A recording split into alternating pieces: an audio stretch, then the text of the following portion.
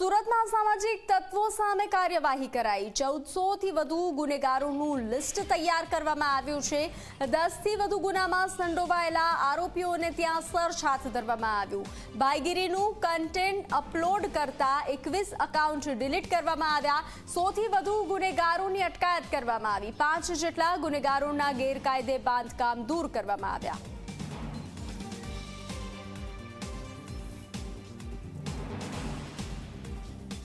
આ જેટલા પણ ઇસમોનું લિસ્ટ છે એની તમામની મિલકતોની પછી એના વીજ કનેક્શનોની, તેના બેંક એકાઉન્ટની, તેના આધાર કાર્ડ, પાન કાર્ડ અને એની તમામ A to Z માહિતી એકત્ર કરવામાં આવી રહી છે અને ડેટાબેઝ તૈયાર કરવામાં જેમ જેમ એની અંદર ડિટેલ માહિતી મળે છે એમ કાર્યવાહી ચાલુ કરી દીધી છે।